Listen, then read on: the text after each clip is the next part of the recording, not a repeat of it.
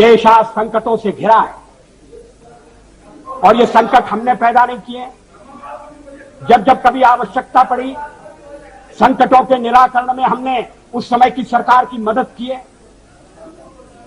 उस समय के प्रधानमंत्री नरसिंह राव जी ने भारत का पक्ष रखने के लिए मुझे विरोधी दल के नेता के नाते जेनेवा भेजा था और पाकिस्तानी उसे देखकर चमत्कृत रह गए। उन्होंने कहा कि ये कहां से आए,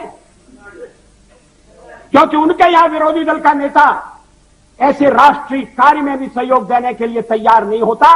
वो हर जगह अपने सरकार को गिराने के काम में लगा रहता है।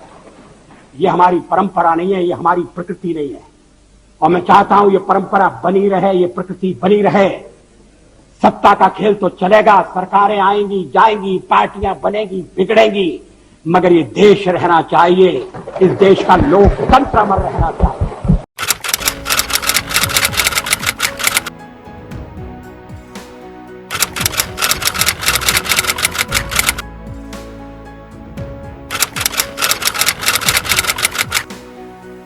साउथ ब्लॉक में नेहरू जी का एक चित्र लगा रहता था।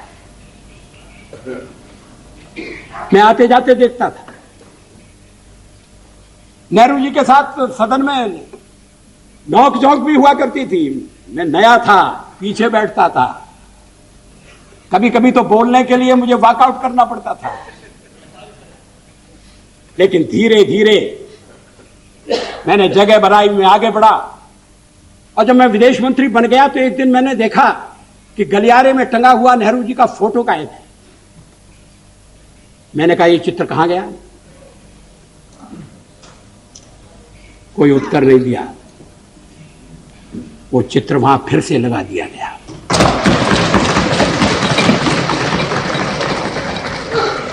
क्या इस भावना की कद्र है? क्या देश में ये भावना पनप है? ऐसा नहीं है कि नेहरू जी से मतभेद नहीं थे और मतभेद चर्चा में गंभीर रूप से उभर कर सामने आती थी। मैंने एक बार पंडित जी से कह दिया था कि आपका एक मिला जुला व्यक्तित्व है और आप में चर्चिल भी है और चैम्बरलेन भी है। वो नाराज नहीं हुए। शाम को किसी बैंक्वेट में मुलाकात हो गई और उन्होंने कहा आज तो बड़ा जोरदार भाषण दिया है और हंसते हुए चले गए। आजकल ऐसी आलोचना करना दुश्मनी को दावत देना। लोग बोलना बंद कर देंगे। क्या एक राष्ट्र के नाते हम मिलकर काम नहीं कर सकते? क्या एक राष्ट्र के नाते हम सब आने वाले संकटों का सामना नहीं कर सकते?